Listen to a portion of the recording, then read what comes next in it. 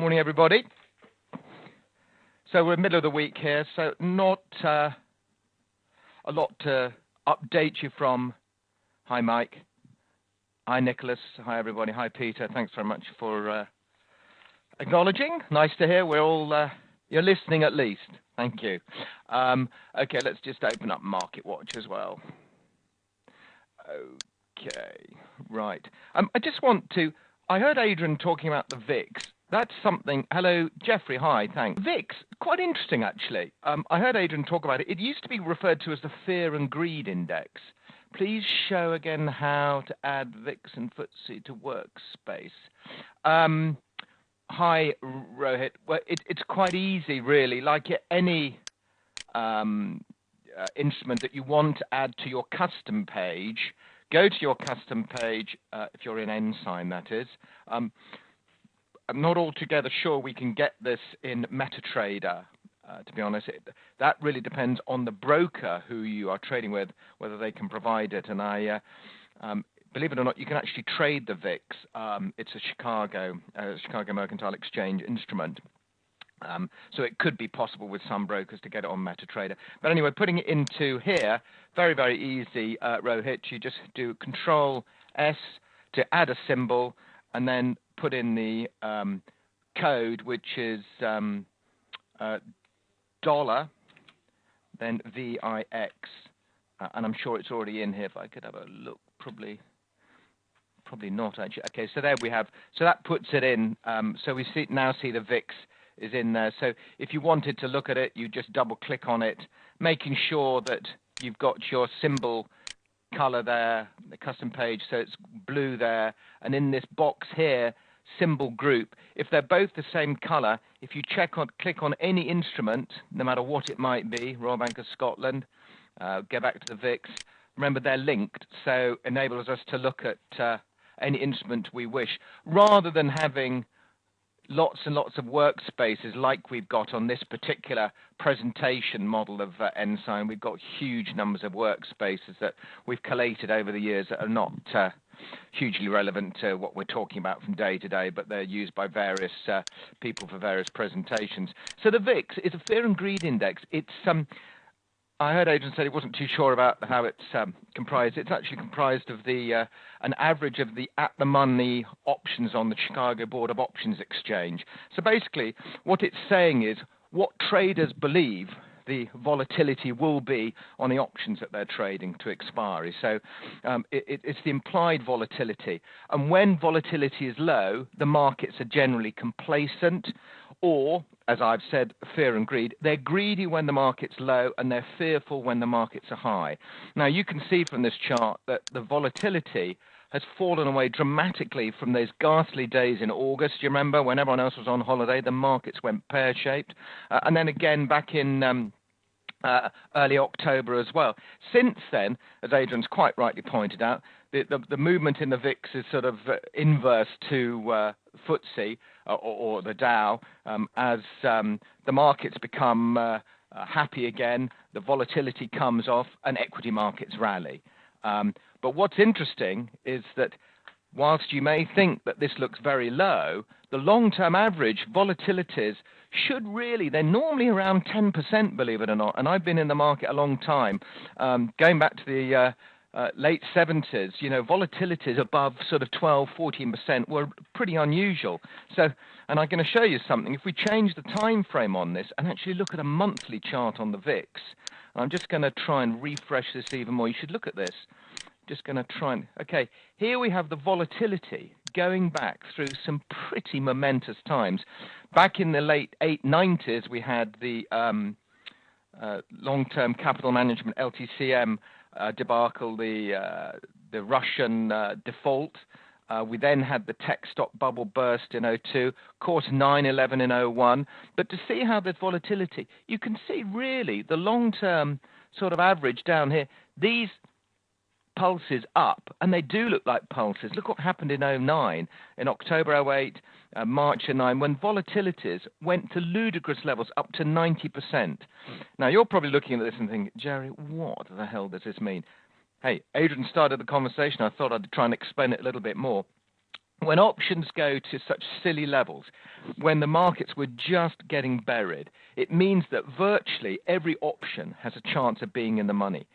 100% volatility means any option you buy or sell has a possibility of making money. It was that random at the time. And it's so unusual for that to be up there. But obviously what we're doing now with volatility at 14.8, we're heading down back to sort of the floor from where, the market tends to sort of hold. And this is going back to 1990. So you can see the sort of excess volatility that we've seen I could literally write labels on all these peaks. That is due to the fear in the market. And it's very easy to see in hindsight what had actually happened. We should have just bought into it. But I tell you what, when you're in the thick of it, and remember this is a monthly chart, so each bar is 1 month, it's not that easy to make those decisions. And a lot of time, the reason why people are forced out of the markets is because of the use of leverage, gearing, derivatives, people get on the wrong side, and these dislocations have to work their way through. Anyway, volatility is returning to a norm. Having said that, though, the markets are looking more and more complacent, and the risks are still out there. So let's get on to the news. We do know that the markets have been improving. I've been mentioning it since the new year, really. Consumer sentiment is improving, and we have sort of resolved partly, for the time being, the issue of Greece. And believe it or not, Fitch, one of the ratings agencies, apparently, and I'm told this, I can't find the news anywhere, have upgraded Greece by 1 notch from a selective default to minor selective default. I think they've got a long way to go yet. But, the sentiment yesterday was very, very positive. Let's just look at the economic news that came out, and you'll see exactly what I mean. Trading tools from two-way spreads. Click on our market calendar. I'm just going to review what came out yesterday. Quite a lot coming out today, and I say quite a lot. It's not so important stuff, but there is a little bit coming out today. We've got the chairman of the Fed talking. But let's just review what's happened this week, because it was yesterday's news that really propelled the market. First of all, we had something that I didn't mention on Monday. We had a bit of a screw up with our timings on that, and I wasn't fully prepared, which for what I apologise, but that was down to Adrian, so he can take all the blame. The German ZEW sentiment index, which is a very broad index, and it was quite positive. So I think that actually had a big effect on the euro, on the markets, I should say, not on the euro, on the markets. So that was expected at 10.6, came out at 22.3. Very, very positive. And the other bit of news, retail sales came out as expected. Remember, and I heard Adrian telling you this, we're now 4 hours different from the US, so just keep reminding yourself, 1:30 is now 12:30. The news comes out at 12:30, not 1:30. Equity markets open at 1:30, not 2:30. So basically, 8 o'clock, all is done in the evening. That's when the Dow shuts. So, and I made the mistake last night of forgetting that. So just make sure that you do make a note of that, because timing is everything, huh? Other than that, we had the Fed. That was the one-day meeting yesterday. This is the FOMC statement. Remember, Federal Open Market Committee, like our Monetary Policy Committee, or MPC, they had a one-day meeting. So what they don't do on a one-day meeting, they don't have a press conference, but they do put out a statement. And the statement was actually moderately I'm going to use moderately, that's the word that they use, was reasonably bullish, and I'll just show you the chart in a second. But basically what they've said is that they've upgraded their growth expectation. And you're going to laugh at this, but I'm going to tell you anyway. The pace of growth in coming quarters has been upgraded to moderate, which is stronger than modest, which is what they said in January. So just the sort of modest and moderate, that's the reason why the Dow rallied 100-odd points after the news came out.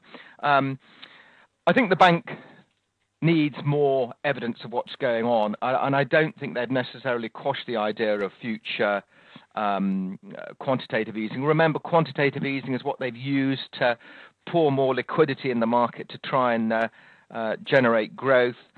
So that probably is still on the agenda, surprisingly, and that's one of the reasons why the markets were moderately encouraged last night, and obviously that's washed over into the FTSE this morning. Also, remember, we had something called Operation Twist. For those of you who've been listening to me for a little while, remember the Fed introduced something called Operation Twist, which is basically a $400 billion dollar effort to try and stimulate lower long-term interest rates. Let me just see if I can just get this report up for you. And there's a little, here we go, Operation Twist. So $400 billion. Basically what they're doing is they are selling short-dated securities that they hold and buying long-dated securities. What this does is it alters the yield curve. It basically means long-term interest rates are cheaper. So if you're in the US and you're wanting to get a mortgage, it's good news. It's also good news in the UK, to be honest, because the US Treasury rates, the yields on their bonds, they affect German bunds, they affect UK gilts. So it benefits all of us, really, notwithstanding the fact that, remember, we've also got our own QE, or quantitative easing, where the Bank of England are buying gilts and effectively printing money, putting money into the system. Not coming to me, I know. I don't think it's coming to anyone else there either, certainly listening to this workshop this morning. But it's benefiting the banks, the poor banks, that they need money, they need a bit of support, they need our help. Anyway, that's basically it on the news that was. Later on, actually, just before I go on to that, let me just show you the news when that came out on the Dow Jones. So basically, the news came out at normally comes out at 7:15, but obviously with the daylight savings, put a 5-minute chart up, and it's a little more obvious. The news came out at 6:15, had a bit of a look, came down, and then lit the blue touch paper. So we've had a substantial breakout here. And if you also look at the FTSE, you'll see the same thing. So we sort of hit a high here, towards the end of February, dipped down, a higher low, and we're breaking out again. Very much sort of like the FTSE, actually. I'm just going to quickly show you the FTSE, because I know Adrian's egging to get back into the seat here. He's leaning over me, ready to go. Here we go. Quite a pullback right back to the bottom of the envelope on the FTSE. This is the cash FTSE. Okay, Ashby, that's fine. Hi there. And here we go. Yesterday, substantial move. Obviously, with the momentum overnight, with the Dow, we've opened up, not stunningly stronger, but risk is definitely on again. One last thing before I get on to the data for the rest of the week, and I'll be very, very brief. Just want to quickly show you this correlation between the markets. I know Adrian has probably mentioned this before, but just to let you know, obviously, in the past, when the markets hit the skids like they did in August, like they did in late October, you get a rally into the you get dollar buying. That is safe haven. So when the markets skid, the dollar was rallying. What's actually happened now is you've seen this dislocation. So if you look at the middle chart here, the euro is continuing to come off from its highs from 134.40 in late February. But now if you look at the FTSE, we were coming off in line with that, and the dollar was rallying. Now equities are rallying. The dollar is continuing to rally. So there's no longer that link. This is now more normal. If you have good data in the US and not so good data in Eurozone, which is tending to be the way at the moment, you'd expect the dollar to rally. Guess what? It is rallying. So that's more, we're normalizing a little bit. Also, what would normalize more would to see bond markets coming off like they are here. But we need them to, unfortunately, the Operation Twist and the quantitative easing from the Bank of England, they're buying bonds. So there's a natural sort of barrier to the bond markets resuming what I'd say is a normal trajectory, which is as markets rally, bond markets should come off as economic activity picks up. Okay, if you understand all that, I'm happy. If you don't, please email me or Adrian. Other than that, just quick review of what's coming up. Yeah, Adrian says don't email him. He doesn't understand it. Okay, other than that, Bernanke speaking this afternoon. Reasonably interesting to hear him talk. 2 o'clock, that is our time. Ben Bernanke is the chairman of the Federal Reserve, the largest, most important central bank in the world. So the markets tend to listen to him. Other than that, Thursday, it's all to do with manufacturing. Do you remember we said this on Monday? We've got the Empire State manufacturing, the Empire State being New York State. It's not just famous for New York City. New York State, if you look on a map, is a very, very large state. Lot of manufacturing in it. So the number coming out of there is quite important. Very strong number actually in January, 19.5. So a little bit of a setback. But the other bit of news coming out, same sort of stuff. And that's from the Philadelphia Index, a district, so it's called the Philly Fed Manufacturing Index. That's actually looking to improve. That's even the Philadelphia region is actually larger than the Empire or the New York State. So both of those will be watched reasonably closely. And other than that, on Friday, we've then got the CPI, which is, that's inflation, so we need to watch that fairly closely. There has a little bit of concern over that with regard to oil. So that'll be watched relatively closely, but we're not expecting too much to surprise us there, really looking for a similar figure from the previous month. Then finally, we've got the University of Michigan consumer sentiment. Remember, when I started this piece, sentiment has been improving.